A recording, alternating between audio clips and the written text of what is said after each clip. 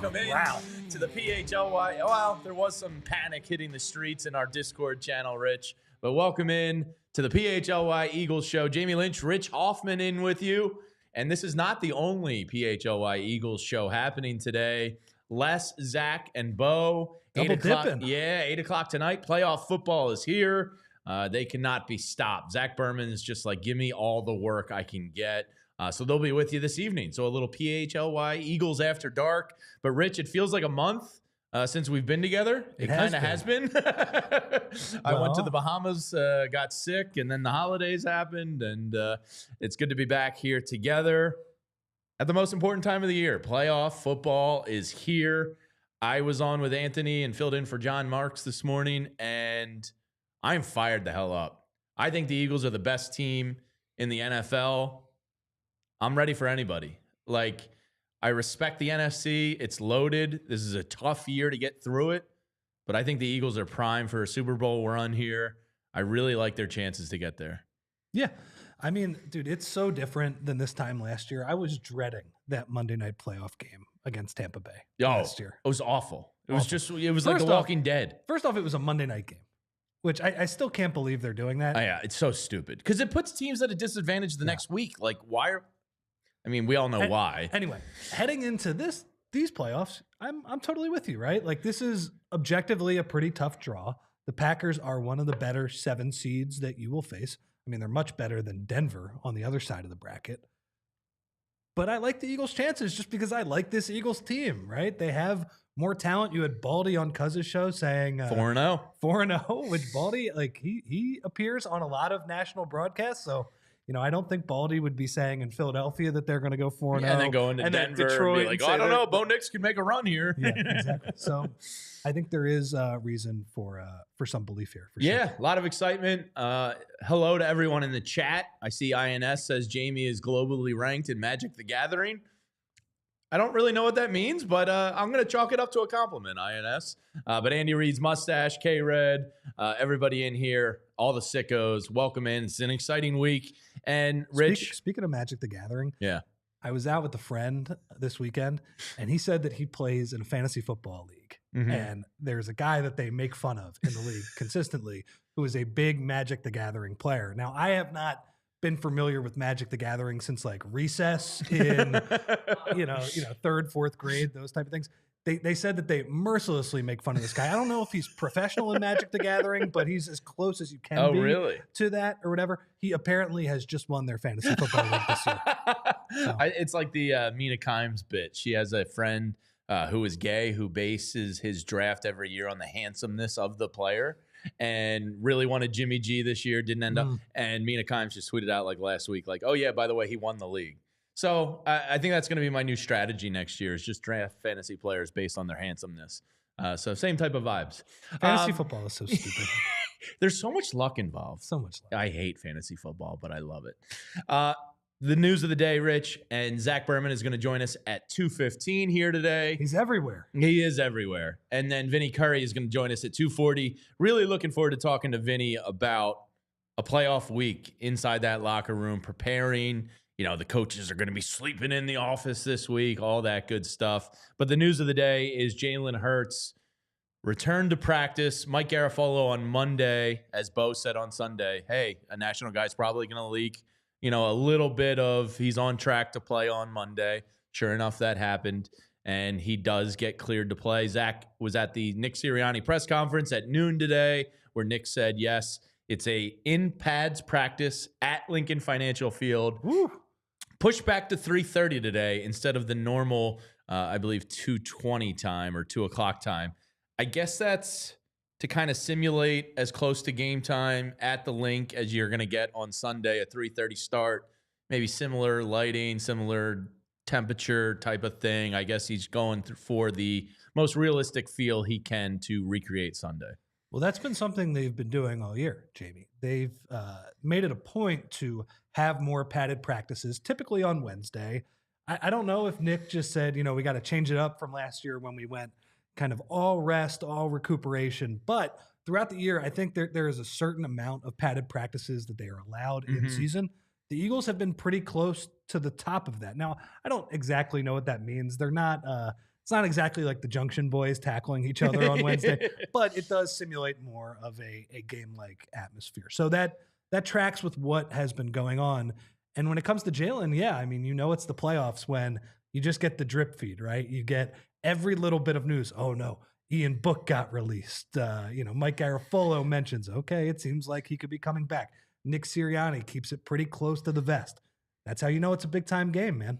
Yeah, it was very nice of the Eagles to send Ian Book off a day early so we could get down to Miami to watch Notre Dame and Penn State in tomorrow's Sugar Bowl. So that was very courteous of the Eagles. Yes. Yeah, so he can go watch his former team, Notre Dame. But yes, Jalen Hurts is back. Now, it has been, I believe, 17 days. Do you think Green Bay should pick up Book? Ooh, the old playoff. Yeah. Let's pick his brain.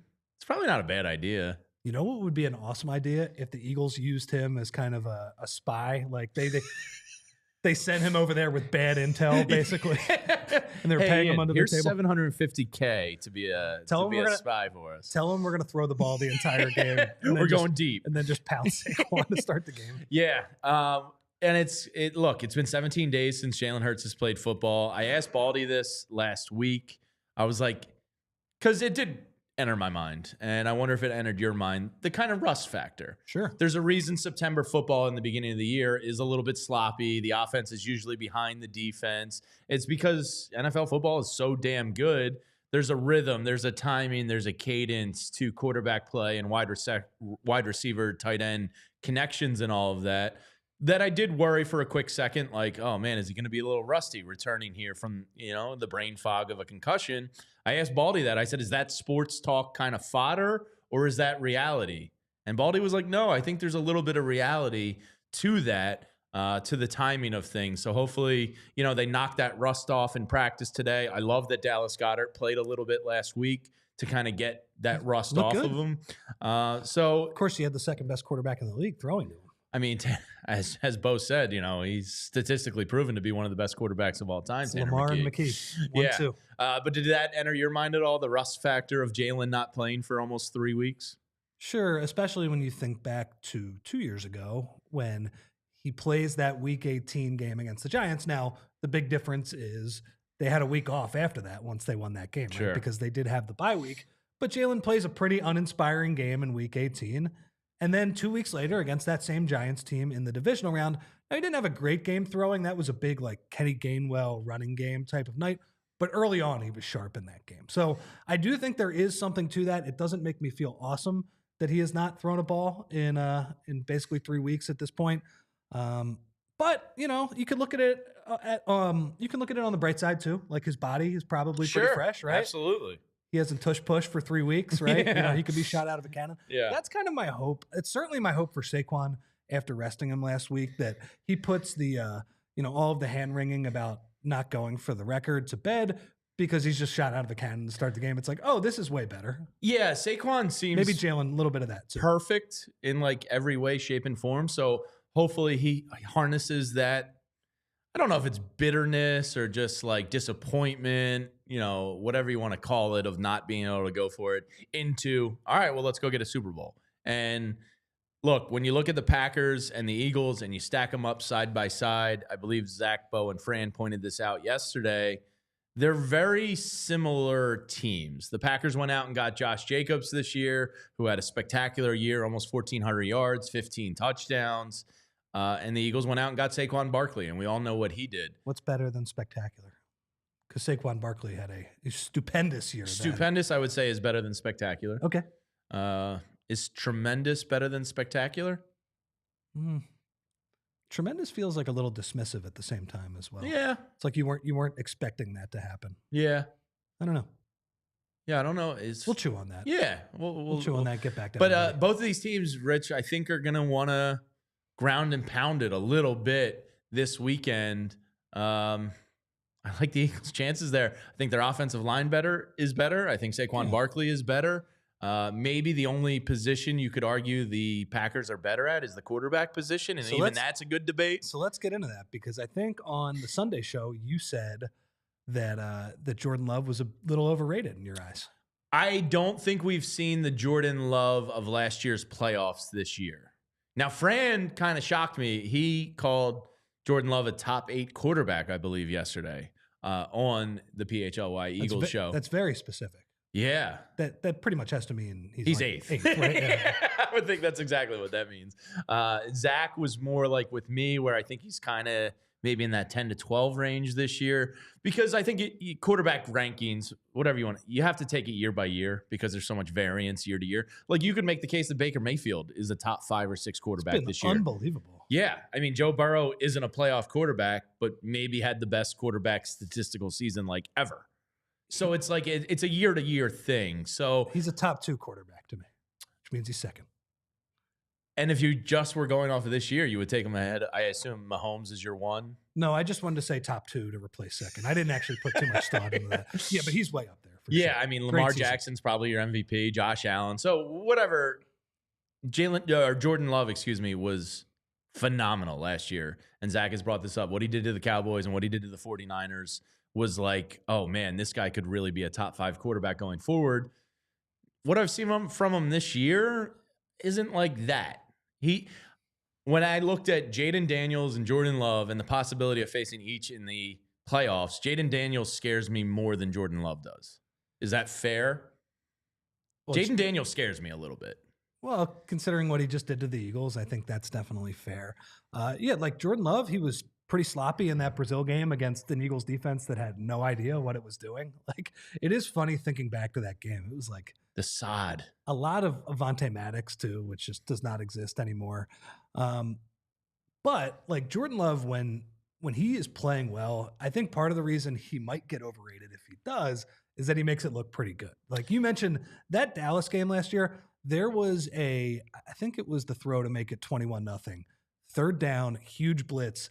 He like throws off his back foot, waits till the very last second, gets crunched and like lofts a perfect ball to, I think it was Dontavian Wicks. But anyway, like when he makes that throw, that's like, it was like pretty sick stuff. So by the way, he throws off his back foot a lot, by the way. Well, he's hard to bring down. He's very hard to bring to the ground. And as Fran has pointed out, that's a difference between him and Jalen Hurts. Sure. Where if you look at both the interception rate and also the sack numbers, like Jalen is going to eat some of those plays and Love is going to try and fit it into a tight space. And, I think. Which can go 2 ways. Yeah. One, it can be a spectacular back-breaking play for a defense where he converts on, say, like a 3rd and 8 when you thought you had him wrapped up. Or it could go the way where he throws off his back foot and the old Brett Favre gunslinger mentality, and it leads to a turnover. We'll see what happens. I just think they were red hot at the end of last year. It started with and that's kind of where I'm at too. They had that Thanksgiving game against the Lions last year where they just, I don't know, like they started last year, they weren't a very good team, but they had developed like this chemistry between Love and these receivers where like they're limping into the playoffs a little bit this year. They got their butts kicked for most of that Minnesota game. I know it was a little bit closer at the end. That Minnesota kind of let them get back into the game in the 4th quarter.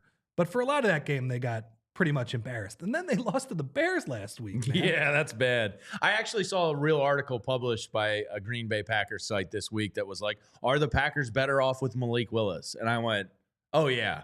Even if people are thinking it, and now it's a ridiculous thing. Malik Willis did play pretty well for them in limited time this year. But like, even if that's a thought, that tells me that's a team limping into the playoffs. We're going to continue talking about it with Zach Berman right after this.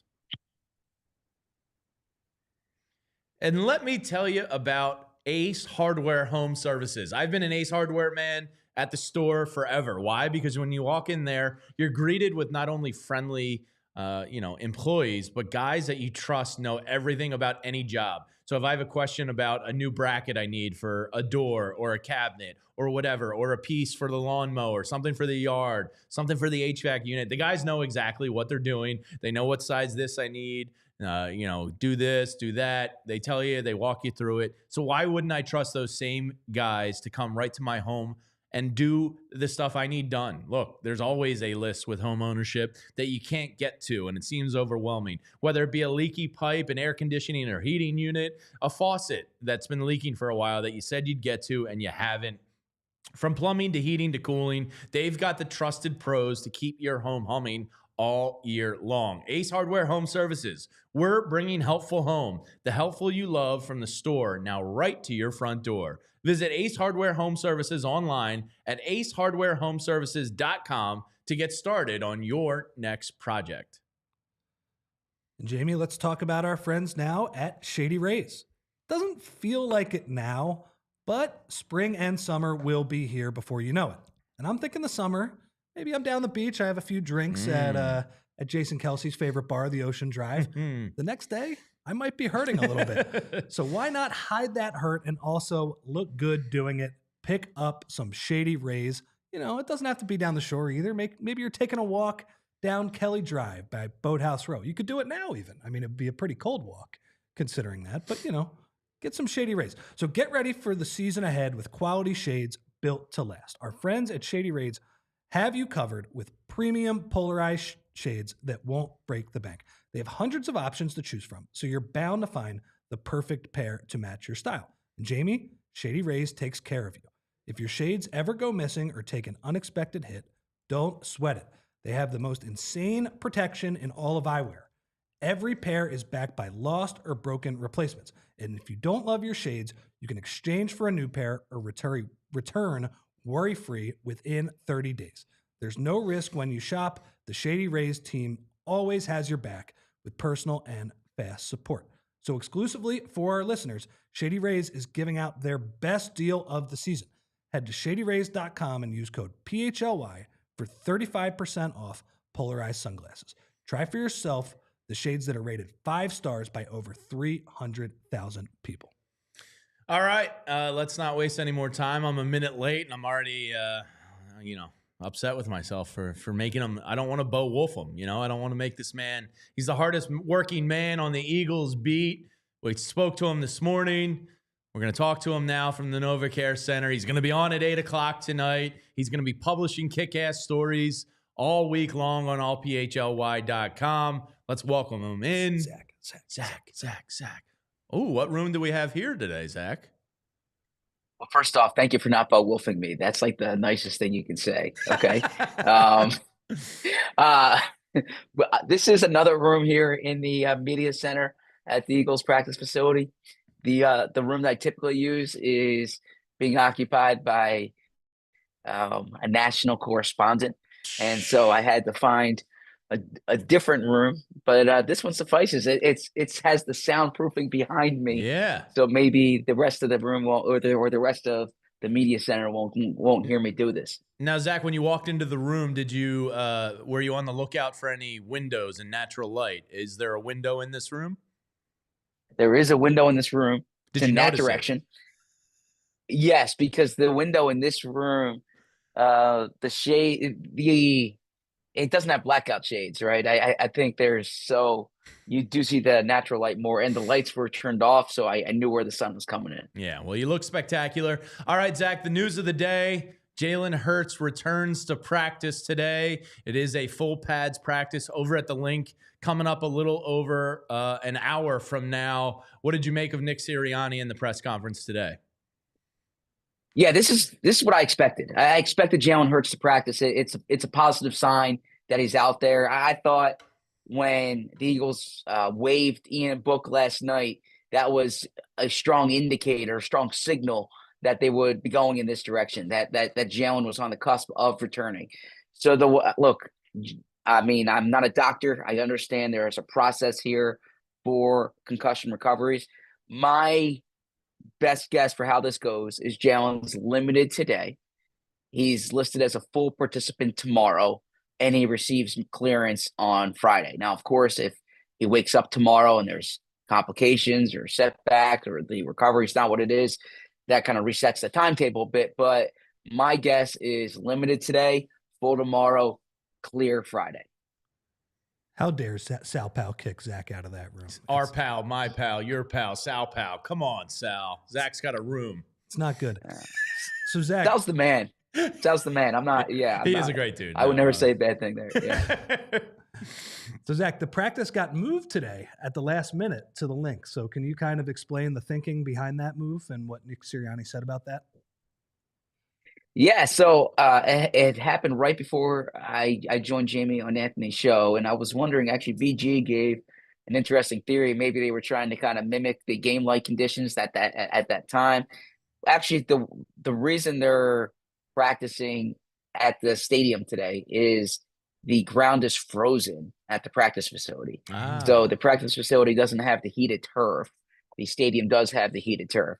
So the option then is go inside onto their indoor facility or practice outside at the stadium. Nick prefers to practice outside unless there's a torrential downpour, unless there's snow, or unless the wind it just hinders practice. So that's why they're going across the street. As far as why the schedule got pushed back, I don't have a firm answer for that. Speculating is, I would say they're probably just maybe moving some of the stuff that would have been later in the day, earlier in the day. But because they're going over to the stadium, they do take the buses over there. So that's my guess. But the reason for the venue change is because it's heated turf over at the facility. Are we talking school buses or luxury buses? It'd be pretty funny to throw them in an old school bus. No. This isn't. Look, they're not at Southwestern athletes. High School. Yeah, Southwestern Central High School up in Jamestown, right? This is the NFL. Yeah. Matter of fact, it does seem a little much. I hope I'm not speaking out of. To get a luxury bus I to hope drive you that Let's get in the school bus. Let's get back to your roots. I even think they have like police escorted buses too. Oh, to go over there. Come on. No, they can wait at red lights. But no, these guys don't like waiting. Go past two lights. They should. I would say, look, if I was running, I would just tell them to get in the car, right? The way, like, if you go to St. Joe's Prep and you're practicing over, at a field 15 minutes away, you drive over there, right? Sure. Yeah, or something like that. Yeah. You're playing baseball against Roma, and you drive over to Roxborough, right? They could get in their cars, but no, they are not doing that. They take the buses over there. So, Zach, the Eagles just made a roster move. They add another former first-round pick in Lewis Cine from Georgia, another Bulldog added to the defensive staff. Former safety, he was a real playmaker for the Bulldogs back in college. What do you make of this move? What's the ZB breakdown here?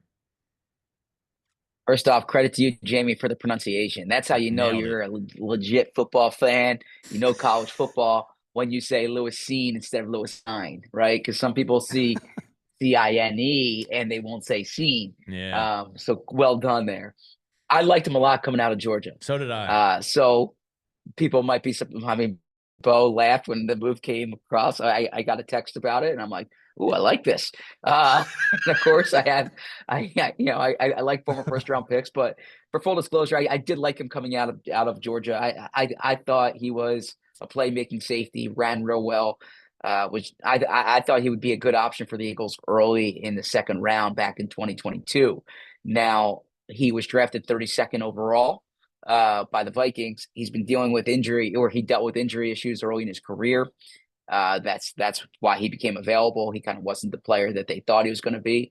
I like it at this time for this reason, because with the way the roster is constructed right now, A, the Eagles are healthy, okay, and B, on practice squad, there's free elevate. You get 2 elevations. You don't have to worry about limits this time of year. During the season, a player can only be elevated 3 times. This year, you can elevate during the postseason, you can elevate anyone. So chances are you don't need roster spots 50, 51, 52, 53 to play necessarily. So this is a good opportunity to poach a different team's practice squad, put that guy on your 53, have him under contract going into next season. I think it's a sensible move. It's a lottery ticket. I understand that there's a reason why he was on a practice squad and not on a roster. You go in with eyes wide open, but I always like taking second chances on players. I think that, if you hit on it, then even if he's a valuable backup, like there was talent there. The other thing is, look, there's environmental factors that might be in his favor here. He's the 6th Georgia player from that 2021 defense now on this Eagles team. That's crazy. I say 6 starters. Jalen Carter technically wasn't a starter on that 2021 defense. We'll call him a starter. So sure. 6 starters when you look at Jalen Carter, Jordan Davis, Keely Ringo, Nakobe Dean, Nolan Smith, and now Lewis Cine. So yeah, as Howie Roseman once said, it's one-stop shopping when you go down there. So speaking of Jalen Carter, Zach, he made the NFLPA All-Pro team today, along with Saquon Barkley. Now, I know there are a few of these All-Pro teams. Did you expect anybody else to make that team? I'm thinking maybe Zach Bond or Lane Johnson in particular. Yeah, so those would be the two guys I would say. Now, the right tackle on that team was Sewell, right, from the Lions, which makes sense. The linebackers were Fred Warner, and who was the other one? I'd have to see. But I mean, Zach Bond would be a candidate for it. The official All-Pro team, if you will, is the AP team. And I'm curious to see if he makes it there. I can see him being on second team if nothing else. But yeah, I think Lane would have a strong case for it. I can get why I get why you go with Sewell. It's kind of like when we're talking about Jordan Mailata for the Pro Bowl. I think Jordan Mailata is a Pro Bowl caliber player, but who are you taking off? Sewell, Tristan Wirfs, Lane Johnson. It makes it tough. So yeah, I mean, Lane Johnson and Sewell are probably the two best right tackles in the league for a reason. Roquan Smith was the other off-ball linebacker. Yeah. So I can't necessarily fault that. I mean, Roquan's dealt with injuries this year, but interestingly, I spoke to Zach Bond back during October about about the transition and that he was making from outside backer to inside backer. He said the two players he watched film on were Fred Warner and Roquan Smith. And now he's a potential snub for an All-Pro team. What a year for Zach Bond. Unbelievable. Yeah. Zach, send that clip to his agent. Yeah. Zach, any other takeaways from Nick Sirianni? Anything else jump out to you from today's press conference? No, Nick Sirianni's unconcerned about rust. He says the way they practice makes him think that there's not a concern about rust. We'll see. You missed nearly 3 games, 2.5 games. It's something to monitor. Nick says that practicing this week will help. It's not like he's going out there without practice. And then it was more color. Nick's message to the team is basically like what it took to get to 14-3 is what it's going to take to keep winning here, is that you don't get to the playoffs and then you're like all of a sudden, do this. I suppose, I always think of like, in basketball when you're like, drawing up an end of game play, you should do something that you always practice, right? Like you should do something that, and what gets you there is what should win it for you. That's kind of Nick's message to the team, is like almost double down on what's worked to this point. You mentioned padded practices. I think that's relevant because the way the CBA is in December, you can't really have padded practices. You can only have 3 padded practices during the final 6 weeks of the season. The Eagles have kind of gone with more walkthroughs. They have the pads back on today. Nick feels that's important from a physicality perspective. GB, take us behind the curtain a little bit. You've covered many a playoff run. What's it like in the locker room this week? Is it, besides Sal Pal kicking you out of your normal office for the games, is there more extra media attention? Are the players a little more guarded? Is it tougher to get stories? Tell us, what these next few days are usually like for you compared to the regular season. Yeah, I like this question. First off, I'm going to defend Sal. I take his space when when I come in here. Look. PHLY is growing. We're getting bigger. But we don't have a dedicated studio at the team facility like Sal's employer does. So one of these days, I take Sal's space. Yeah, I took Sal's space more than Sal's taking my space. Let's just want to be abundantly clear about that. When early on in the postseason, it's not that much of a difference. Sometimes you get a few more national faces. I haven't really seen that today. As they progress, you start seeing more and more. Then the league comes in and there's more structured media stuff. You get more press conferences. The games, you have more people come to it. As far as how I do it, I'll take you behind the curtain, like you said. I work ahead. Please. Like the playoffs are coming, and so you start filling your notebooks with potential stories a month in advance. Now the challenge here is that you do it for like the 3 weeks of the playoffs. They could lose at any time, so there's a chance that they lose, and you're sitting on a story that you haven't published yet. It's kind of the gamble that you take. But you think back to the Eagles' last Super Bowl run. I wanted to have like a big feature story each week, and I kind of set that up. And they were, fortunately for my stories, they were able to win and get to the Super Bowl. So I was able to use all those stories I had in my back pocket. There have been years when they've lost, and you're kind of left sitting on something good. So I have some good things cooking for allphly.com. I'll put it that way. Love it. Zach, I assume you've seen most of the coaching staff around the facility. Which guy looks like he slept in his office the most?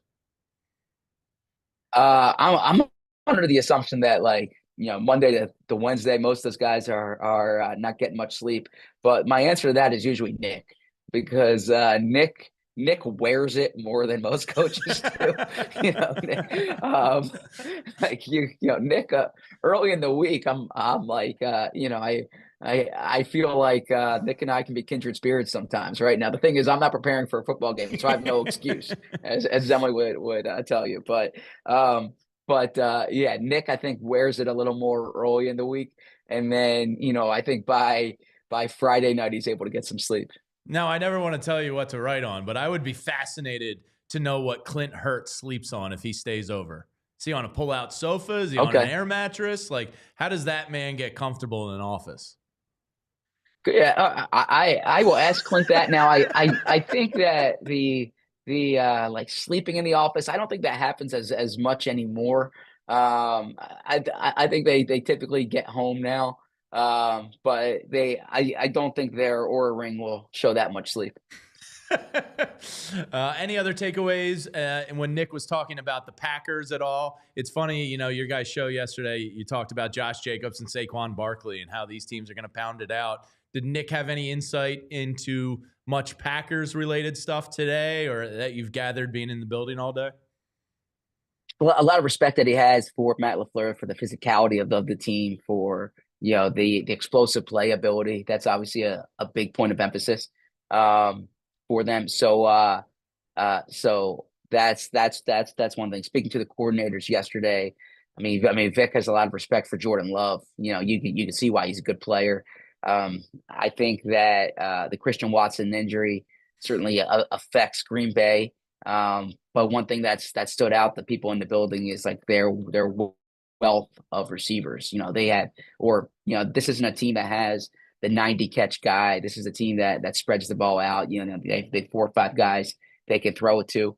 The run game needs to be on cue. But I would say, outside of the Packers, just some updates from today and from this week that I'll point out here is Alec Halby, Eagles assistant GM. He actually completed his interview today with the New York Jets. So that's something to monitor. He's kind of been Howie Roseman's right-hand man here, someone that Howie trusts. And the Jets has like come up taking in the Eagles system. Front office people, huh?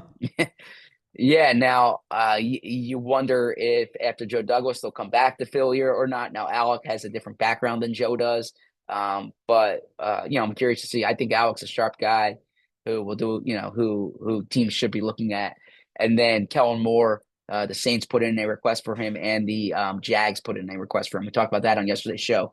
Kellen can't interview that week. I know when I put that out there yesterday, I saw some responses like, they don't like when a guy has split attention. The Jonathan Gannon thing came up in the Super Bowl. Kellen Moore's not allowed to interview until next week now. So if the Eagles win this week, he can have a virtual interview going into the divisional round game. But he can't interview this. He can't interview this week. So I don't think that the idea of split attention, I think that gets overstated. But if you're worried about that, Kellen Moore's not interviewing this week with either team. All right, that's great stuff, Zach. Enjoy. Now, where do you go at practice at the Link? Are you up in the press box? No, on the field. On the field, okay. Yeah, on the field. So this is what I'm gonna do. I'm gonna take video from the sideline. I'll send it to Chris, our social media man, and I'll get that up on the PHLY account. So I'll take our listeners I'll take our viewers, I should say, in the stadium with me, so they see everything that happens from the sideline at the link in Jalen Hurts' first practice back. I would pay good money to watch a GoPro of Zach Berman, like just on your forehead. What are your thoughts about doing a practice with a GoPro on your forehead? Probably a little too low to the ground, for the players. Yeah, so that'd be my answer. Yeah. And Zach, it is official. You return the phallic trophy. We cannot have that for studio display and laughs. That was supposed to go to Jordan. I guess you kind of cowered out on that. Yeah. So I just want to be clear, okay, because everything we do is live and recorded here, and I value my professional reputation and my future in this business. I am not calling it that. That is not the description I am using for it. That is the description that other people use for it. Yeah, I call it a trophy. Yeah, I am calling it a trophy of a microphone. Jamie, okay, so right? so if any of our investors are watching, I want them to know I am calling it a trophy of a microphone. That's the trophy. The microphone trophy was returned. Okay, that's a plaque. The mini plaque was given to Jordan Mailata. Actually, the Eagles posted a video, and you can see Jordan Mailata gripping the mini plaque if you want to know what that looks like in Jordan's hands. And the framed certificate was presented to Jordan Mailata. Did it make the locker? So I'm going to the locker this afternoon. I will see, and I will report back to you on that. Can't wait. On that. I can't wait to hear. But my guess is the plaque is in his locker. Wow. That's good stuff, ZB. You're the best. Yeah. Make sure you're following Appreciate Zach at practice today, allphly.com. We love you, buddy. We'll talk to you soon. Same to you guys. Talk soon. All right. There he is. He is just the best. Content machine, that Zach Berman. Good thing he was gripping the mini plaque instead of the I mean, if there was ever a guy to get the phallic trophy, I mean, Jordan Mailata would have had a blast with that. Yeah. He seems like the best dude. He's an Australian. The Australians always like I love my Aussies. Take the piss out of you. Yeah. You know? I lived there for 6 months. I would have stayed for 2 years if I had the chance. Trophy.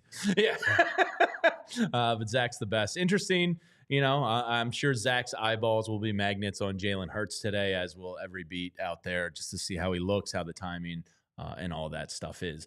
Now, we are going to have Vinny Curry joining us shortly. Let's just take a quick break before we get to Vinny. And let me tell you about Rocket Money. Now, look, this time of the year, you're recovering from the holidays. You're trying to build back those financial savings, and you got to be smart and make sure you're not wasting money anywhere. Rocket Money users can find any subscriptions that you forgot about. I could have used this a couple months ago because I think my daughters grabbed the remote control and subscribed to like 6 different things on Amazon I didn't even know about. Luckily, I caught it, but Rocket Money can do that for you. You don't even know how many things you sign up for over the years, things you were supposed to cancel, you forgot about, you don't even know. So Rocket Money will save you cash. Most Americans think they spend about $62 per month on subscriptions. Well, the real number is actually closer to $300. That's a huge difference and a lot of savings over the course of a year. And managing finances can be tough. You have so many automatic subscriptions and this and that and due at different dates. It's easy to lose track of this stuff. So you can see all your subscriptions in one place and know exactly where your money is going. Rocket Money is that help you need in your financial world. For any you don't need, Rocket Money can even help cancel them for you in just a few taps. You can get alerts if bills increase in price, which is another sneaky thing that happens all the time now.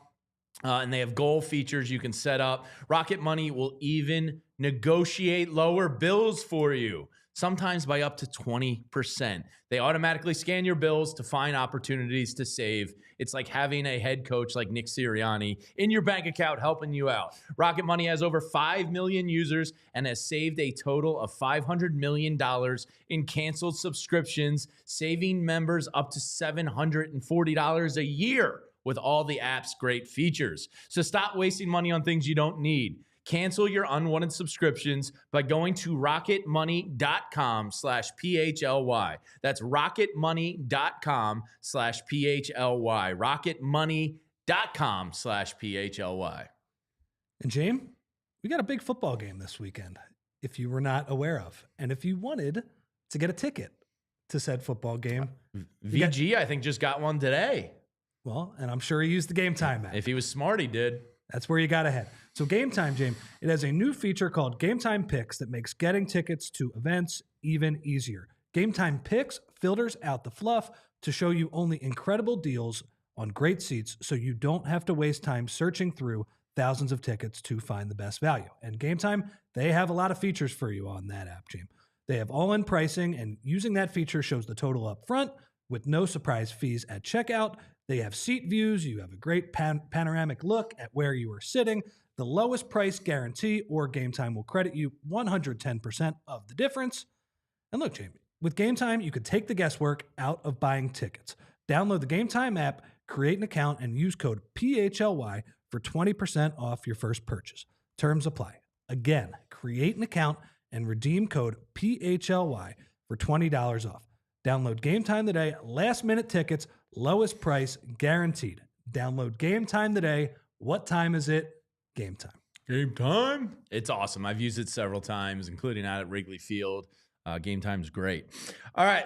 We're about to be joined by Super Bowl champion Vinny Curry. Andrew, we're good? Vinny is there. Let's welcome him in. Vinny Curry joins the show. Vinny, what up? What's up, fellas? What's going on? How y'all doing? Good, man. How are you? Just picked the little guy up from school. How's anything? Nice.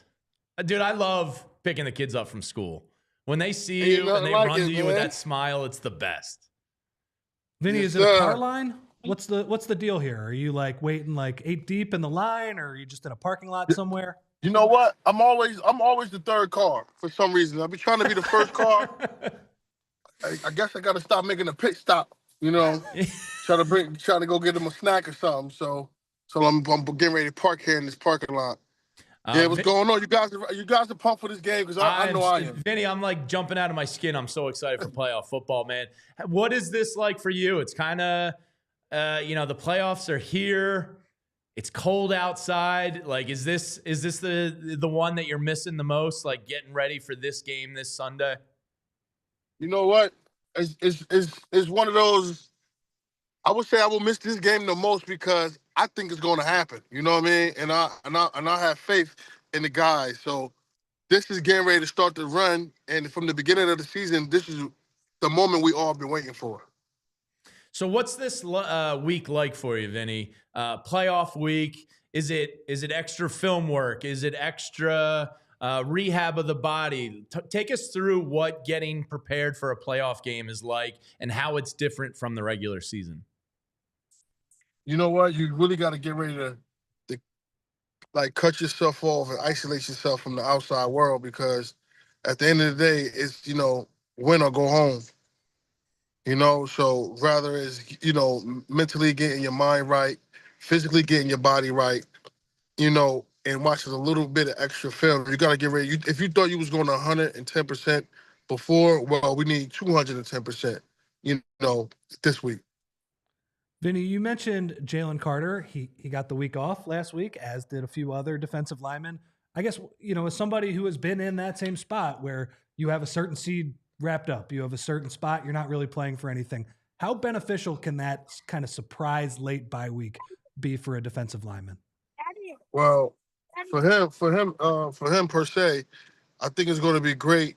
It was great for him to really get his body back intact, and also, for other guys to step up, in that rotation era.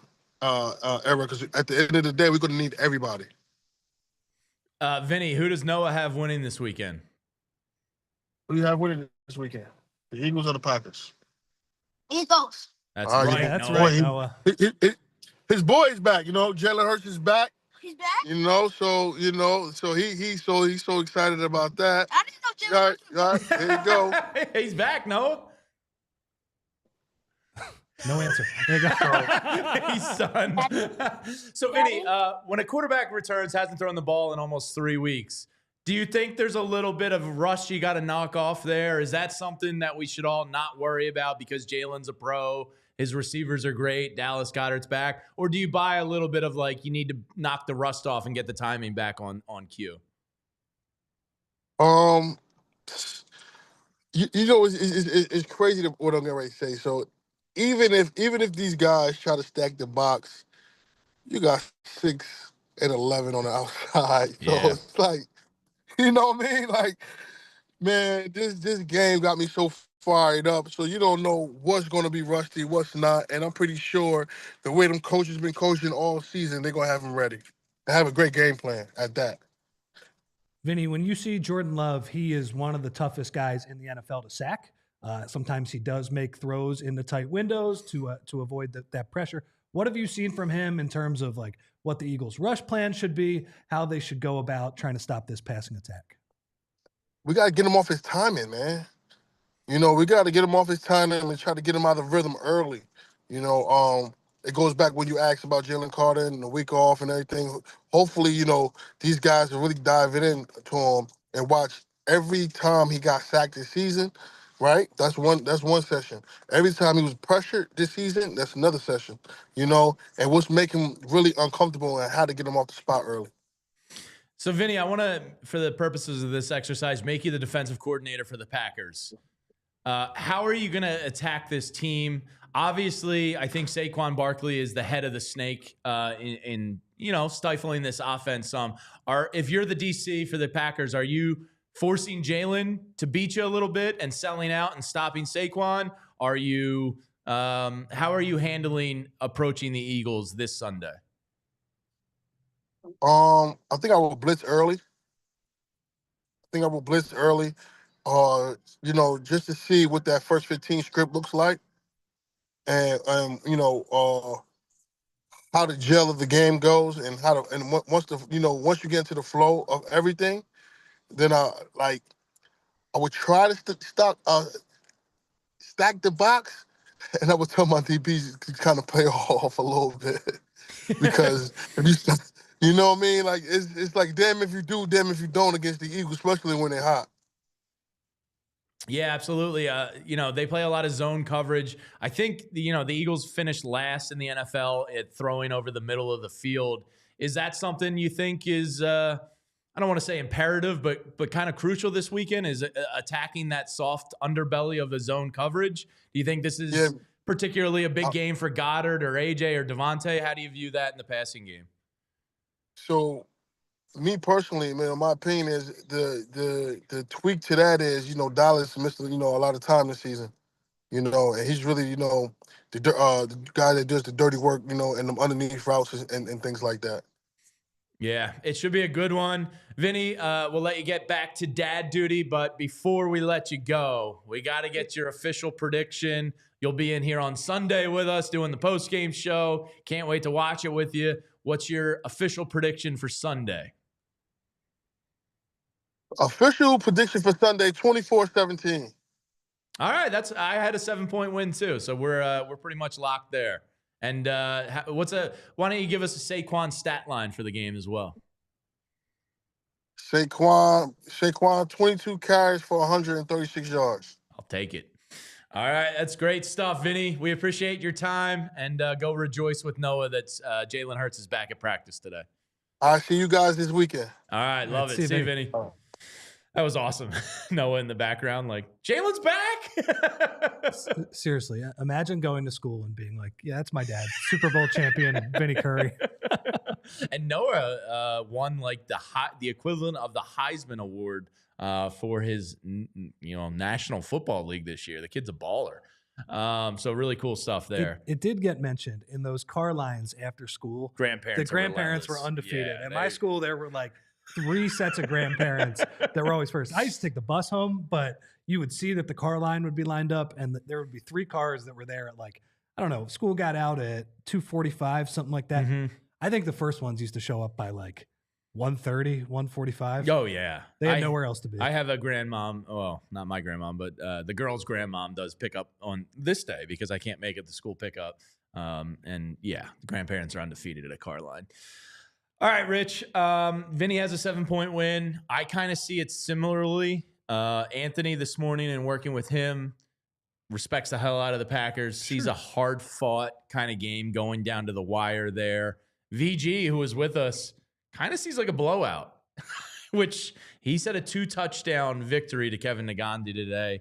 What's your ultimate gut telling you about this game? Is it going to be a hard-fought, ground-and-pound defensive battle? Is this going to be an air raid, kind of Jordan Love and Hurts airing it out? How do you kind of see this playing out in your mind's eye a little bit? I think right in that 20 range, not a huge scoring game, but also two teams that can move the ball on each other. I think it's a tough game, man. Like, I think as far as a 2-7 draw, I am not with VG on that where, yeah, sure, I'll pick the Eagles. They have been the better team so far this year. And I do think the Packers, some of those, those DVOA numbers, I think they are overrating a little bit the schedule that they played. Like, they play in the NFC North. That's a very tough division. Brutal division this year, yeah. They're also 0-5 against all of the good teams, right? So, yeah. And I know those games weren't blowouts. So I think you do have to favor the Eagles. But yeah, like Jordan Love is scary. That's a guy we have seen get hot in the playoffs. I think, yeah, right around 24-17, 24-20, 27-20, something like that. Yeah, I kind of see him covering, but it being a hard-fought game. Now, you mentioned the Packers, like DVOA. Some of this was from Shield. Some of this was from yesterday's show. The Packers are, by the analytics standard, the second best defense that the Eagles are going to face this year, which is nothing to take lightly. But the other time that the Eagles played a good defense, they lit them up in the first half. Yeah, that's true. Right? The Packers were 9th against the pass this year, 7th against the run. The one thing they are, which I think is an advantage for the Eagles, because it's what Jalen Hurts does really well, they're a very turnover-reliant defense. Sure. They rush 4. They drop guys into zone coverage. McKinney, man. Yeah, they keep everything in front of them. Xavier McKinney likes to jump routes and prey on the interception. Jalen Hurts does a really good job protecting the football. And, I think this is more of an advantage for the Eagles in that Jalen Hurts isn't going to, shoot himself in the foot here on this one and cause any dumb turnovers. Now, a lot of Eagles fans during the course of a regular season go like, oh, he doesn't force it enough. I think that's a really good thing in this matchup. Yeah, no Jair Alexander for the Packers that's huge. as well. That's and a his huge stupid big hat. His stupid big hat. Oh, did he wear that in the locker room? Yeah. Those big hats. I remember watching the Shark Tank episode when they got brought into the tank, and I was like, these are the stupidest things I've ever seen. And yet, they're hilarious. You see them a decent amount. I was at Reading Terminal last week. No way. Somebody was wearing one out in the wild? I don't think I've ever seen one outside of a locker room. Now, there might just be a bias in that whenever you see it, it's so ridiculous, it sticks out, and it seems like 5 people are wearing them. Yeah. But yeah, I mean, that company, none of the Sharks actually bought into the company. Yeah. But I think the advertisement went pretty well because the exposure. Yeah. Jair Alexander was wearing really it stupid. in the locker room. I think it was the Detroit game where he was like, oh, man, if I played, we would have won this game and this and that. And I was just like, I couldn't take him seriously in that hat. It was pretty funny. Anyway, you would hope that with him out of the game, which is huge. AJ, Devontae, Jalen can take care of the ball, but have such easy throwing lanes that some of those slants, some of those deep balls will be there for him. Yeah, Anthony brought up, I kind of feel like in my gut, I'm actually sending the people over at Bet365. That's the hope, at least. The odds boost for this weekend. When I was thinking about the game, I do kind of feel like this could be a little bit of a Dallas Goedert game. And I don't mean 115 yards and 2 touchdowns, but I kind of feel like he's going to play a critical role on Sunday. I really love the fact that he went out there last week to kind of get reacclimated to the NFL a little bit after missing a couple weeks. What do you think on the thoughts of Dallas Goedert having a big one on Sunday? Because weird year for him. Again, misses a lot of time, looked spectacular one game, is just a blocking force in others and doesn't put up the stat line. What do you see from Dallas on Sunday? Well, I mean, he better get going because Tyler Warren, TE1, is coming here next year. I actually don't know if the Eagles will be able to pick him. No, I think he's played himself ahead of Loveland in the tight end ranks. I think he'll be the first one off the board, probably in the mid-teens. I feel like with how well Bowers played this year too, like the tight ends might make a little bit of a resurgence as a position that can make an impact right away. So. Yeah, look, I thought he looked good, right? Yeah, I thought he looked really good. He played a little bit, and he was open, and Tanner was getting him the ball. He looked physical, running over guys, and it's like, Dallas at this point, Obviously, he has dealt with a lot of injuries. He's missed a lot of time, but can you give us 4 weeks in a row here? Yeah. I think he can. I want to spend one of the first 3-round picks on a tight end next year. Nothing against Dallas Goedert. He's just hurt too often. Him and Avonte Maddox as roommates. I don't know what was going on in that house, but the injury bug got him. they got drafted the same year. They probably just got old at the same time. I guess. And dealt with a bunch of Aren't injuries. they like 27? I That's guess old. that is old. That's old. No. Goddard's 30, I think. At Is this he? point. Yeah. Yeah, he's pretty old. Well, Andrew just texted me, our producer today, as Julie is out. Oh, he is 30. Damn. He got old quick. Yeah. Baldy called Tyler Warren, the Penn State tight end who's in action tomorrow night, the next Gronk. Oh, wow. Well, then the Eagles probably aren't going to get it. But anyway, yeah, I could definitely see it being a Dallas game. You know, I've been impressed just watching the Packers. Edgerrin Cooper, who was a guy we talked about a lot around draft time, because it's like the Eagles have a linebacker need, but is he Texas A&M? Yeah. Yeah, okay. And it's kind of the consistent debate where, yeah, okay, they have a need at linebacker, but Howie Roseman does not usually pick linebackers. And so, you know, he went with the defensive backs. That worked out well, but he seems like he's been a pretty good player for them. Yeah. Real quick, show's coming to an end momentarily. I want to buzz through the games around the league this weekend and just get your gut reaction. First one kicking off Saturday afternoon. It feels like you can, if the Texans are in the playoffs, just pencil them in the Saturday afternoon game. Well, I wrote this in the and newsletter. It's Chargers-Texans. I wrote this in the newsletter the other day. Whereas the NCAA tournament has Dayton for the first 4, the NFL playoffs always kicks off in Houston, Texas. It's so true. It's very fun. I like the Chargers to kind of, I don't want to say roll, but win handedly in this one. The Texans remind me of last year's Eagles a little bit. They just have not put it together. Their record is good, but in a lot of their high-profile games, like that Christmas Day game against the Ravens, I know it was a Wednesday game, but like they just didn't show up at all. And, you know, I think C.J. Stroud is not looked that good. Sophomore slump in a big way. For most of this year, yeah. And Jim Harbaugh, man, you can really make the case that he is just a tremendous coach. He turned them around from their funk last year. All right, we're locked on that one. Saturday night game. I think Saturday games kind of stink a little bit. Steelers at Ravens. I think it's the 2 worst teams in the playoffs. Yeah. The Ravens are a big favorite in this. I think it's either 9.5 or 10. I haven't looked recently. I don't think there's any chance in hell Pittsburgh's beating Baltimore in this one. I feel good saying that the Steelers were frauds before the Eagles played them, because this last month has been, how about that Russell Wilson scramble at the end of the game the other night where he could have easily ran out of bounds with no timeouts. Or thrown it out of bounds. Or thrown it out of bounds. And he was like, no, I'll just take the 5 yards here and kill 25 seconds of the game clock with under a minute to go. Clock management around the league, I guess it's harder than it looks, I guess. Or I think they just need a dedicated clock management guy in the head coach's ear at all times. And the quarterback to not be a bozo. Sure, in that case, yeah.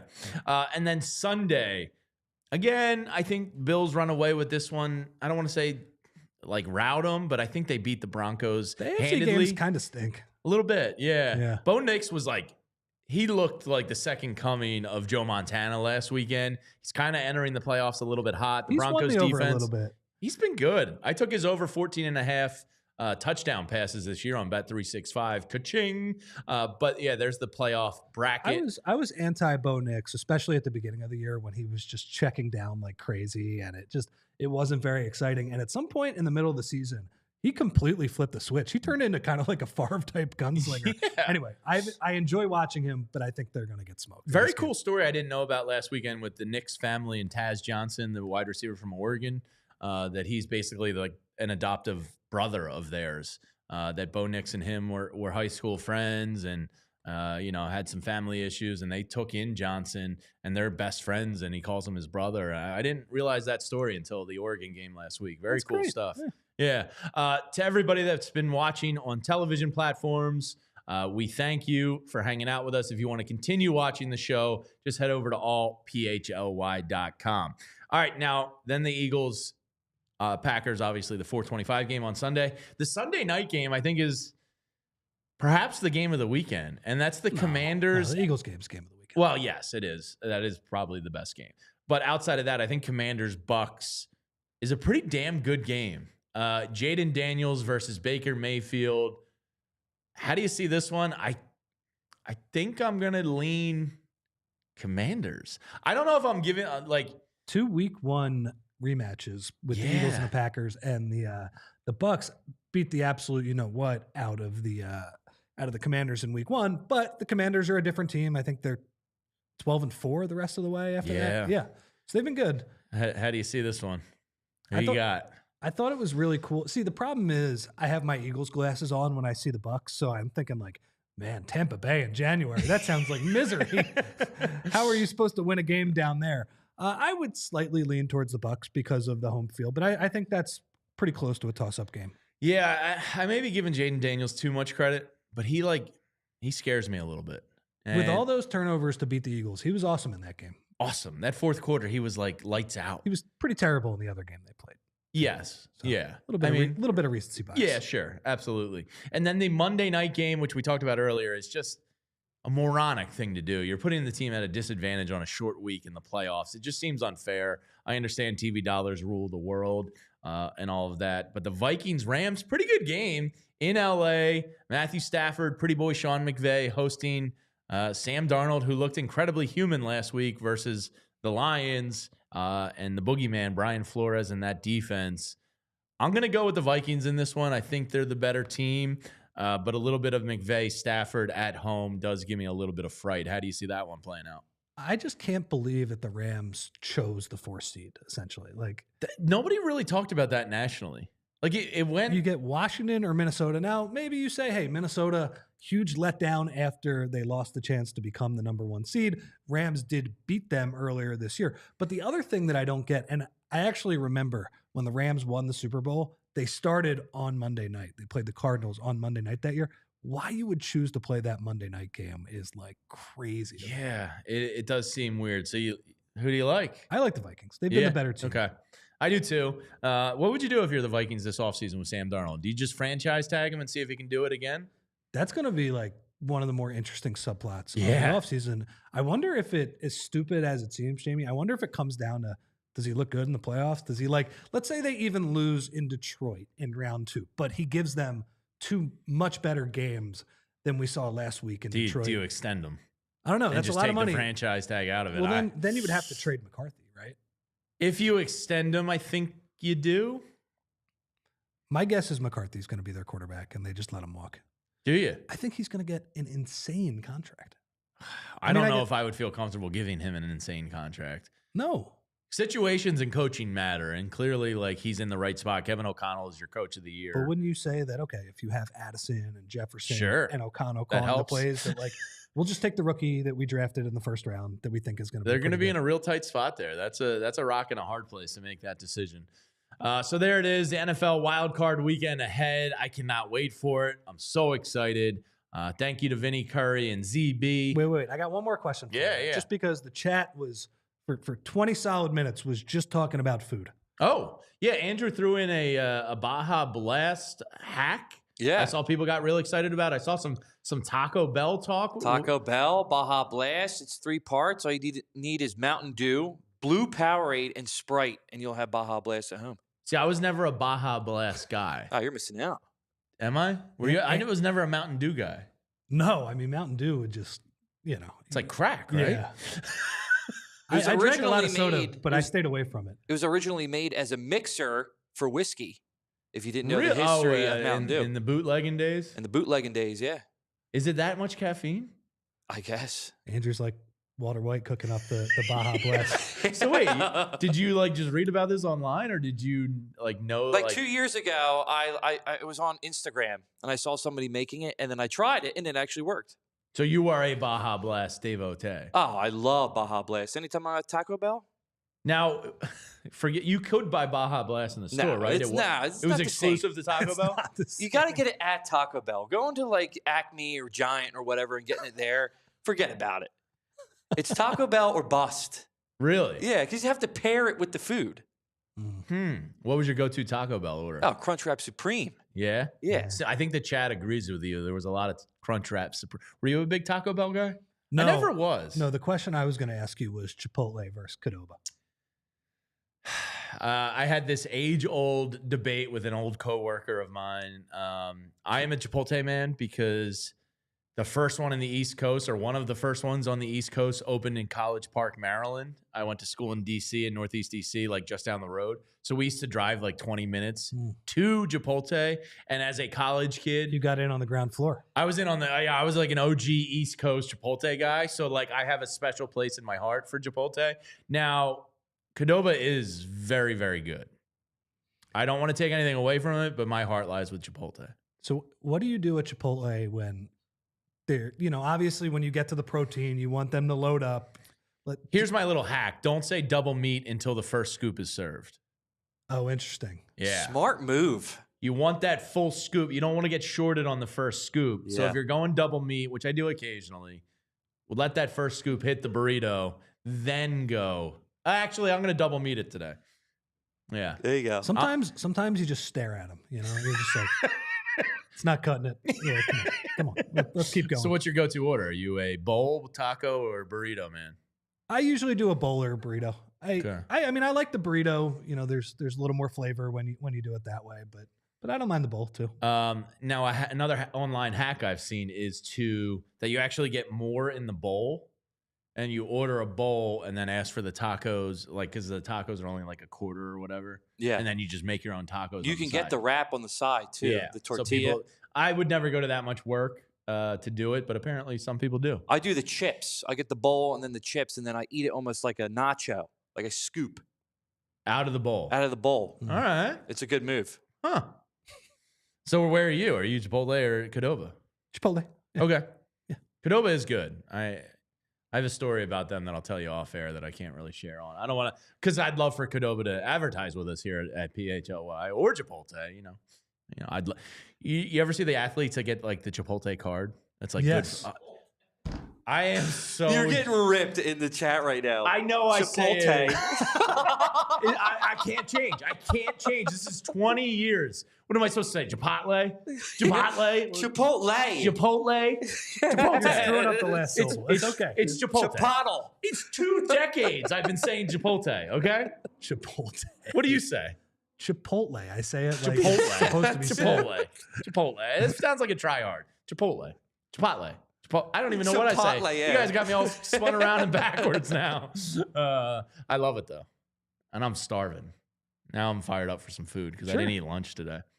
All I had was a little sizzly this morning. I'm getting quite hungry. You ready to go? Yeah. All right. And where are you on this one? Chipotle versus Oh, Qdoba? You said Chipotle. it. There you go. Yeah, Did you I? did say it. Chipotle. You're starting to get Chipotle. better. Yeah. Okay. Yeah, chicken. What was I saying before? Chipotle. Chipotle. Yeah, Chipotle. It's fine. Everybody knows what you mean. Chicken bowl. Chicken Gotta bowl go with the chicken. Yeah. over Qdoba. Yeah. You ever think about you throw Moe's Moe's South- in, you throw Moe's into the mix. I was That's a just whole going to nother say thing. Moe's Southwest Grill. Yeah, dude. Moe's is pretty I'm good. a yeah. Moe's man. What do they bring to the table different from the other two? Well, they do you can get more specialty items. Okay. Like that. They have their own crunch wrap. It's called like the Wrong Doug or something. Wrong Doug. Yeah, and you can load that thing up. Yeah. One lucky viewer says that's a boomer pronunciation. It's fine. That's how I called it from the day it launched, and it's just stuck with me. If you know me, I love butchering last names. I was making the L silent. Andy Reid's mustache. Chipotle. You're getting better at Yeah. it. All right. I mean, I'm never going to say it right. No. This is who I am. I've accepted it, and I hope you do too, guys. All right. For Andrew Frazier, Vinny Curry, Zach Berman, don't forget tonight, 8 o'clock, a little playoff edition, PHLY Eagles After Dark with Les Bowen, Bo Wolf, and Zach Berman. Rich, I look forward to doing the show next Wednesday again after the Eagles win this weekend. And Julia in the chat. Hello, Julia. Looking forward to the show next Wednesday. After a dub. Yeah, when we talk about beating the Packers and the next opponent. Love everybody that hung out in the chat today. Hit that thumbs up button on your way out of here. And let's go, Birds. We'll see you soon here on the PHLY Eagles Show. See you guys. We all silly like the mayor.